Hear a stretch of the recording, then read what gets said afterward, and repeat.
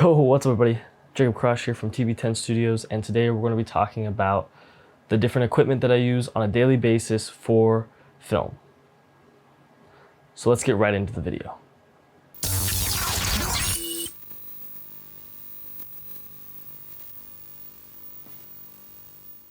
Alright, so there's lots of equipment that I am blessed to have here. Right now I'm working with 3 lights to create this setup here.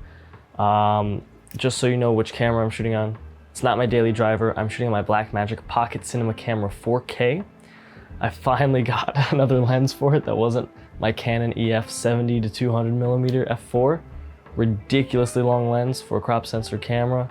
It was just impossible to film in my room using that lens. So now I'm running on a TT Artisan 25mm f2. I'm shooting at f2 right now. We're giving it a little bit of a test to see how it looks. I think it's a pretty sharp lens. I'm enjoying it so far.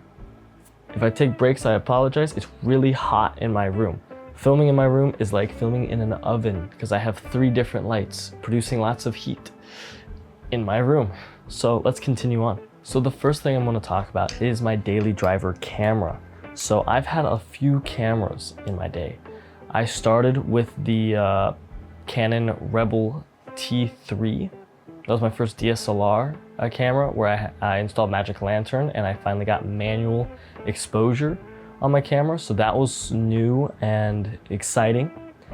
Eventually I was gifted a Nikon D4, which I used a lot for sports photography, and then moved into more 1080p video into there. Started my color grading journey through that. Then I sold that, bought a Sony a7 III, and ran with that for about 2 years. I loved that Sony a7 III. Still think it's an incredible budget camera for those that are looking for something to start on.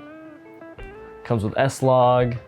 It's still 8-bit footage, but it's got incredible autofocus, and that kind of saved me back in the day. But now I'm back to manually focusing most of my videos. After running on the Sony a7 III for a short time, I sold it and I bought myself what I run on today as my daily, which is the Panasonic Lumix S5. This camera here has been through it. I have taken thousands upon thousands of photos on it. I've done hundreds of different videos with it, and been lucky enough to use it for behind the scenes footage for the 16mm workshops that I've worked on this semester in college.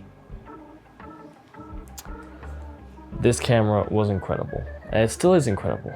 I was just at a senior portrait shoot the other day with this camera. It's got a 24 megapixel sensor, just like the Sony a7 III, but it shoots 4K 10-bit 422. That's what I was looking for. As a colorist, I needed something to be able to handle the intense grades that I want to do in the future for future projects, and so this was the next step. Another thing, this thing is a lifesaver. It's got a fully articulating screen. I did not have this on the Rebel T3, which had a fixed screen, or on the Nikon D4, which also had a fixed screen, or on my Sony a7 III, which had one of the pivot screens. I could never see myself when recording videos, and so I had to always hook up an external monitor or get my focus and hope that I'm in focus and hope that I'm in frame. This became a lifesaver. And now some of you who know cameras might be wondering, well, Jacob, you're filming with a Blackmagic Pocket 4K. Doesn't that have a fixed screen? Yes, it does. And well, I'm a DP, so I usually am behind the camera, but you know, for YouTube videos, I'd say this is a little easier to roll with.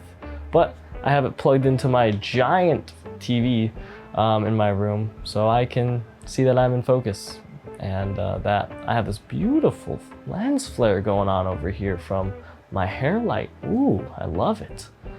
And that you can see my microphone, which might piss off some videographers. And usually I would recommend hiding microphones, but I'm lazy and it's hot in here and I don't want to get this little sticky tape that goes onto my chest to hide my microphone or bring out my other microphones.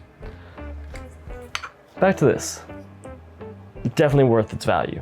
It does have contrast-based autofocus, so the autofocus is hit or miss depending on your lighting environment. If you're in a well-lit scene, it can lock on and stay there for a while, but if you're shooting low light, it just can't focus for shit. Yeah. But this thing does have incredible low light capabilities. I would say even pretty comparable to the Sony a7 III. This thing does have a dual base ISO, an ISO of 640 and 4000 in Vlog. Just shoot at those ISOs and adjust your lighting, and you'll have the cleanest footage you've ever seen in your life. Blackmagic also has dual ISO. I'm shooting on ISO 400, the first dual, and then ISO 3200 is the second dual ISO. Sorry, I'm nerding out over here. Here's the next thing, audio. Audio is incredibly important. Yeah, sure, you could cheap out on audio and it'll probably sound like garbage. And you could try to salvage it in post and it will still probably sound like garbage.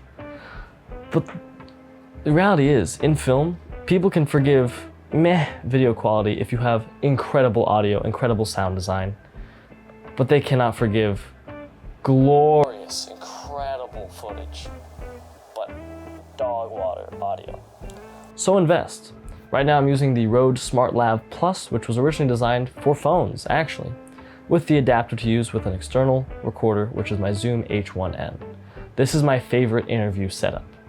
I actually don't often use shotgun microphones for my interviews, mostly because, well, I have a really cheap shotgun mic, and it does kind of sound bad.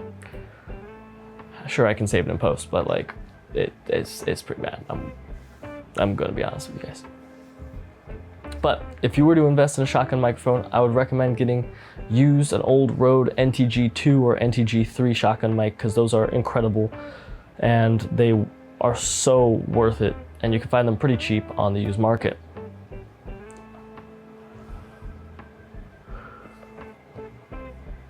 If you're still on a budget but you want to go for something reliable, a nice name brand, and is still pretty decent on the wallet, I would recommend the Sennheiser MKE 600. I'm most familiar with these because I use them in college, and I would say they're incredible for interviews. In fact, if you looked at my behind the scenes video, that interview where I have the old 16mm camera behind me, we were using an MKE 600 as our shotgun microphone, plugged into a Zoom H5n. So what is the go-to lens that I use on my Lumix S5? Well, I did buy it with the 20 to 60mm kit lens, which I think is a very interesting focal range for a kit lens, but I believe it to be one of the most versatile focal ranges to come out of a kit lens, because you usually get like a 28 to 70 or something, but I think 20 to 60 you get that medium range, but you're able to go really wide on that full frame sensor, which can really come in handy. But I would really recommend, especially if you're doing interviews or even some portraits, picking up the Lumix S Series 51.8. Oh my gosh, I love this lens. I shoot almost all of my interviews on it. It is incredible. And I'll soon be doing a test between this lens and the 25 f2 that I'm running on right now on the Blackmagic. And yes, I know they're different sensors and different, and I know it's not a perfectly scientific test, so don't bother me, people. And yes, I know I don't have my lens cap on it, so you can actually yell at me for that. Now, the other lens that I use with this camera a lot, I usually use it more for photography than video stuff, is my Canon EF 70-200 f4. This thing I've had for years. I ran with it on my Sony, I ran with it on my Canon. I've had it since the Canon days, and it has been the most reliable and trustworthy lens that I've ever had.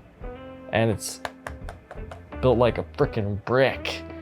It's hefty. It's a hefty boy. But I do have to use the Sigma EF to L mount adapter. And it's a pretty decent adapter. Autofocus is meh in photo mode and non-existent in video mode, because this isn't a native Sigma lens, and these adapters really like Sigma lenses over actual EF glass. Overall, those three sets of lenses work really well. I love working with them, and they've gotten me so far in the industry today. And I'm so excited about this 25mm f2 that's on this camera right now. Like, so excited. It's such a small lens, it's so compact. It's adorable. But I'm looking forward to using my Blackmagic more often, because that should be my A cam, and then this Lumix will become my B cam. Well, thank you all for watching. I hope you enjoyed this video. I hope to bring some more content out soon, but take care, and I'll see you all in the next video.